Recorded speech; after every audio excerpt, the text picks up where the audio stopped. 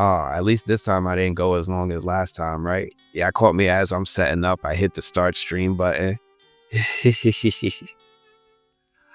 Oh man. But welcome back, yo. Welcome back. Welcome back. Welcome back. Welcome back to The Correct Opinion. This is the only live stream that's bold enough to break down space math, intergalactic clone drama, and drop dad jokes that hit harder than Hober Mallow. Tonight, it's all about Foundation. Foundation, we're recapping season 1. We're watching back my season 2 deep dives live with y'all reacting with me in real time.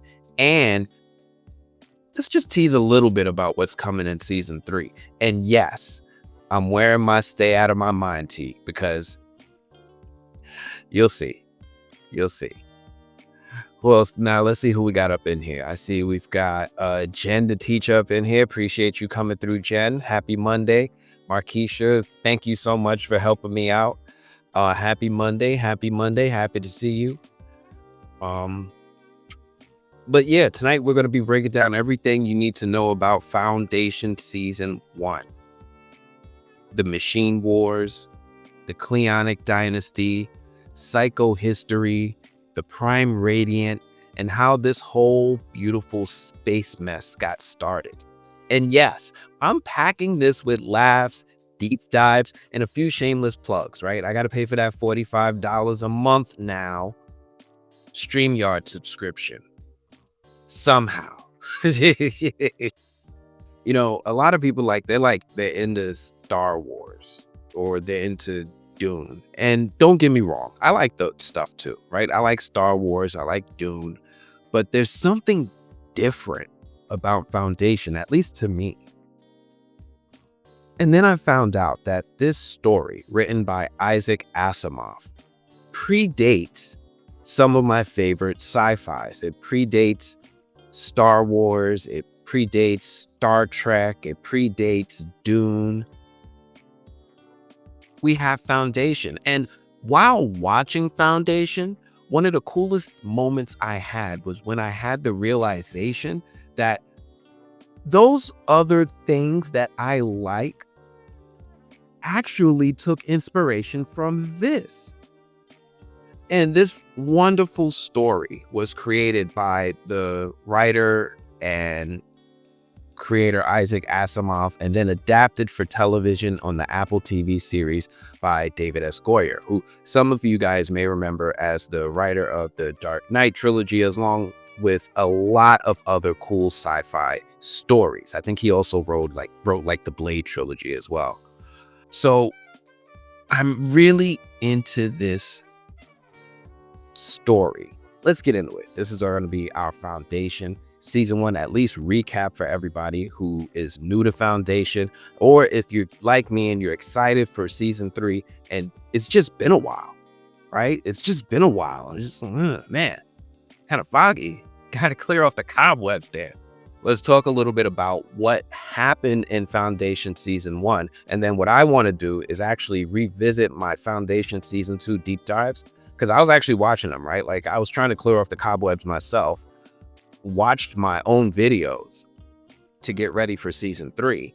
And there were a couple things that now that I've finished Season 2 and I've seen some of Season 3, I can look back at Season 2 with a new set of eyes and actually recontextualize a lot of this stuff. So I'm hopefully you guys might be able to go through this with me and revisit Season 2 now that we know all of the development. So this is going to be where I really, really get into enjoying this show. Not that I won't enjoy Season 1, but I really love Season 2. So let's go ahead. Let me get into it. Now, Foundation. This is a sci-fi show unlike any other, but if you have to start to wrap your head around something to build as a, for lack of better words, foundation into how to enter this show, think of it kind of like Star Wars, but there's no Jedi, right? But there are some other, but just go from there. That's your start. Star Wars, people inhabited and colonized multiple planets all throughout the galaxies, and there's no Jedi. Let's go from there. In this show on Foundation, humanity, like I said, they're spread across the galaxy like a bad group text, and at the center, this galactic empire ruled by a single dude named Cleon the First. Now, Cleon the First began his reign as emperor of the Galactic Empire around 11,908 GE. That's a galactic era time for anyone who's counting. And his reign went like others before him until Cleon decided, you know what, trusting people's for suckers. And instead of heirs, my man invented the genetic dynasty. Yep, a genetic dynasty. My guy is out here cloning himself.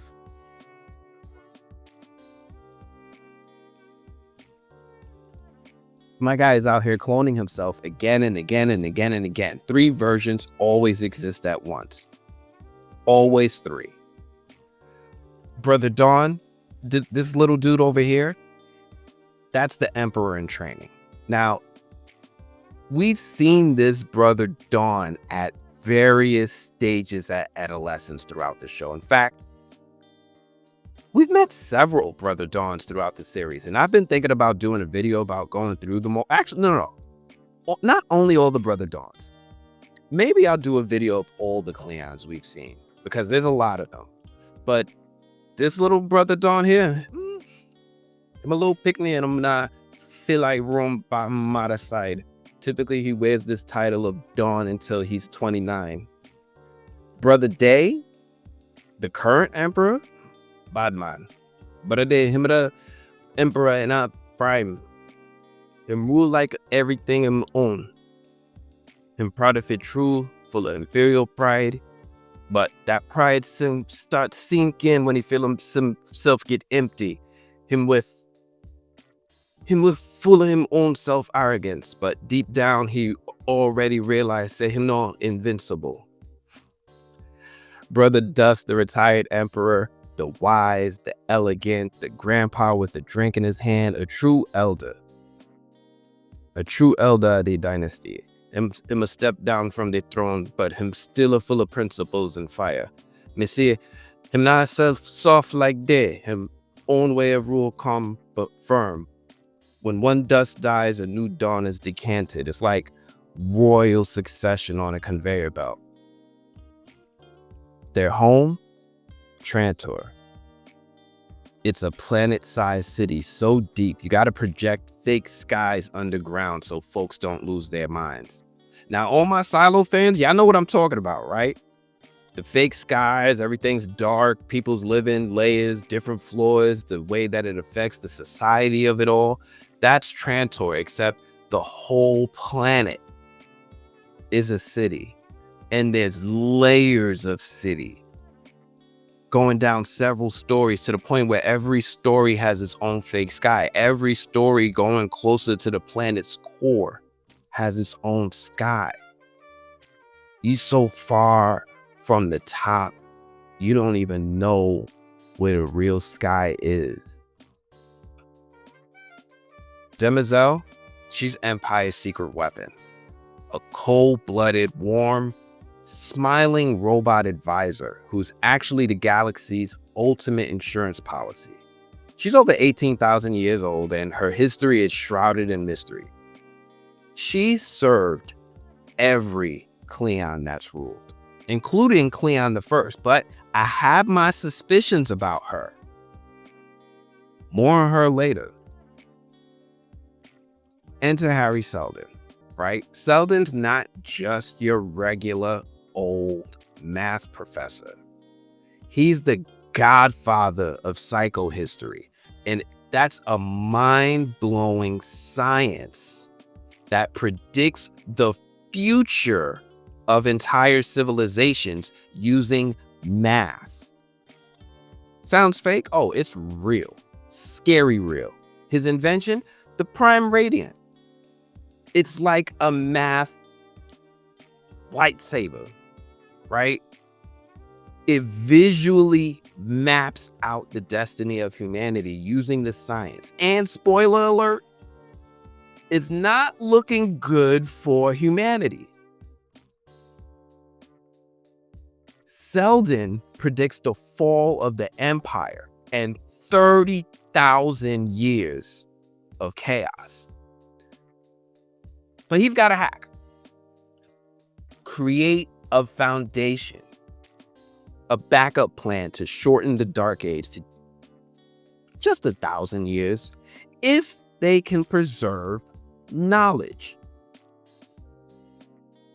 Then maybe humanity won't screw itself beyond repair.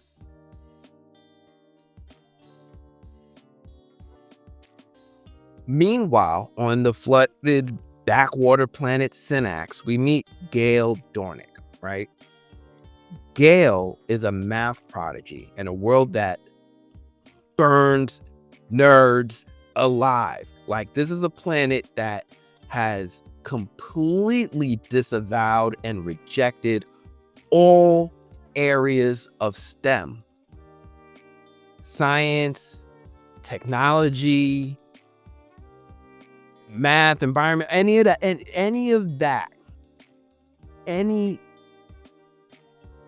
intellectual way of approaching the world outside of religion is not only rejected, they are burned alive. For all my Last of Us fans, think of the Seraphs. For all my, I don't know, just think like, I won't say they're completely like barbaric or anything like that. They're not like that, but they are a group of people who are wildly into their religious beliefs. I won't call them zealous. They're just extremely religious to the point that they completely reject it among their people. Harry recruits her not just for her brains, but because she can feel the future. Yeah, okay, well, maybe there is a math Jedi. She arrives on Trantor, solves the Abraxas conjecture, and immediately gets wrapped up in Harry's plan. Gotcha. She thought she was moving on up, but instead she mixed up with math felons and she ended up with some warrants. Right when things couldn't get any worse, boom, the Star Bridge collapses. Billions of people get murdered. Billions with a B, billions. The Empire blames it on two rebel kingdoms, Anacreon and Thespis. Harry's exile plan works like a charm. Rather than executing him and creating a martyr, Brother Day shifts Harry, Gaal, and a bunch of nerds to Terminus, a backwater planet, to build the foundation quietly. All right, now now that I got some of y'all's attention, quick pit stop. Look, if you're loving this wild galaxy, check out my exclusive Foundation themed merch in the bottom. Cloaks not included, but you'll look fly enough to join the Vault crew. I just want to put that out there. Anyway, mid-journey, Harry catches a knife to the gut, courtesy of his adopted son, Raish. Plot twist. Harry gets murked. The creator of Psychohistory gets murked. And this doesn't happen like, season finale. This happens early on in the show, like episode 3. This was one of the wildest moments of season 1 because nobody could have predicted just what direction this show would go. And that's one of the best things that I enjoy about this show. It's almost completely unpredictable. However, it finds a way to make everything circle back in the end and make sense. You just have to think differently. And like I said, plot twist, because Harry wanted this. His death was staged to turn him into a legend. Rage? He launches Gaal into space cryosleep to protect her and shoots her out and protects her while he's executed.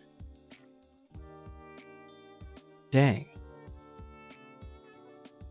Harry's adopted son planned for him to murk Harry, but the plan originally was for Rach to go into this cryo sleep and get ejected, and for Gaal to stay behind and enter cryo sleep. But for whatever reason, he decided to change the plan. He just wanted to see Gaal survive.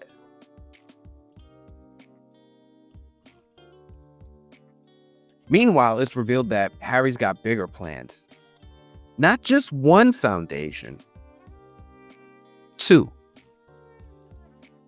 The first foundation to preserve knowledge. The second one, the secret one, that one's to preserve math and psychohistory itself. Yeah, trust issues are confirmed. As Gaal floats through the void, she realizes she's not just incredibly smart, right? Because Tony Stark intelligence isn't just enough, right? She's also special. She starts to notice that she has mental powers, and there's a hint that there are more people like her, called mentalics. Now, this sets up the future fight against threats psychohistory can't predict, like powerful individuals, namely, the mentalics, the mule. Now, back on Terminus, Salvor Hardin, now she is a local warden and a low-key badass. Like, she's really, really cool. She's like that. You know how like we have those characters that's just really excels at stuff in shows, like really good with rifles or really good athletically, things like that. This is Salvor. She is her. She starts noticing that the vault, a weird alien structure, gives everyone a migraine except her. She also notices that Anacreon and Thespis survivors are getting real rowdy. These are survivors from that terrible event that ended up coming to this planet with them. It turns out also that the vault houses a copy of Harry's consciousness, not his ghost, not a hologram. This is something new.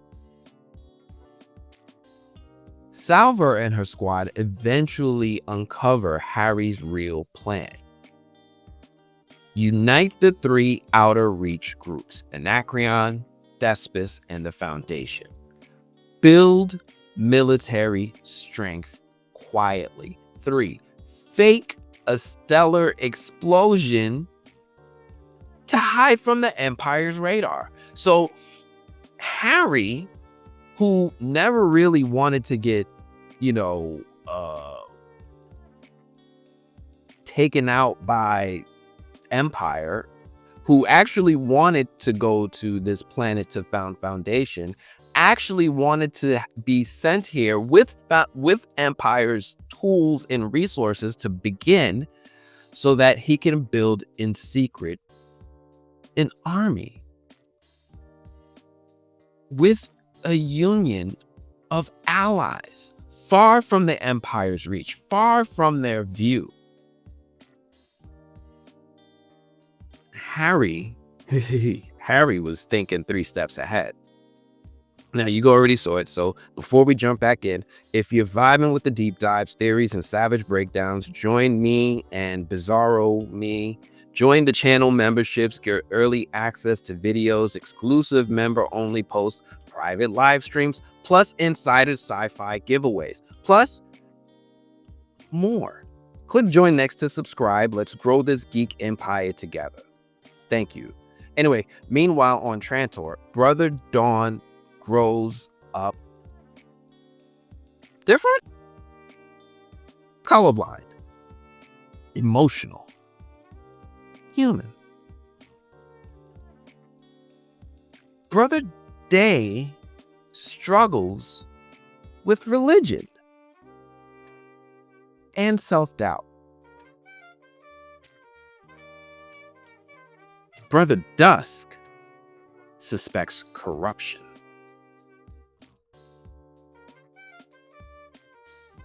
It turns out that the Cleonic DNA has been tampered with. The clones aren't perfect anymore. They're evolving. But evolution isn't on the Empire's agenda.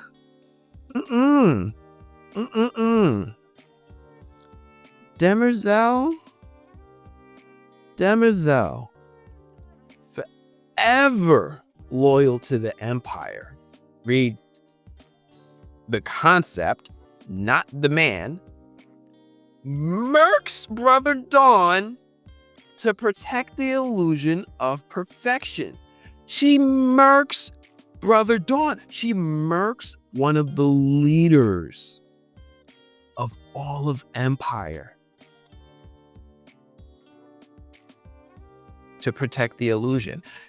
She identifies that this Brother Day, this Dawn, has a defect. He's colorblind. He's emotional. He's not acting like a Cleon. Rather than let this be noticed, she murks him. So we got to talk about Demerzel. If you thought Demerzel was just an android butler, think again. Turns out she survived the machine wars centuries ago. She's survived the machine wars centuries ago. So think about this. We're 17 Cleons in. This is Cleon the 17.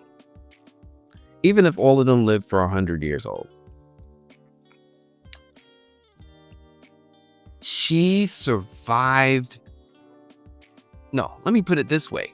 She is over 18,000 years old. Her life experience predates the Cleonic Dynasty by so much. The Cleonic Dynasty is just a small fraction of her lifespan. All that knowledge, immediately accessible, mind you, right? We've seen those movies like Limitless and all that. You take a pill, you have access to all your memories. She has 18,000 years of that. And she's secretly traumatized. She's been forced to obey the dynasty. But the cracks are showing. The cracks are showing. By the end of season 1, Demerzel is barely holding it together. And so is the Empire. Then there's the final twist. Salvor learns that Gaal is kind of her mom. She's Gaal Dornick's daughter. Born through a wild, frozen embryo sci-fi trick. She is Gaal's daughter. And she's older than her. So let me explain how this happened, right? Dale was in cryosleep. She finally wakes up after 138 years. She slept for 138 years when Raish ejected her into space in cryosleep.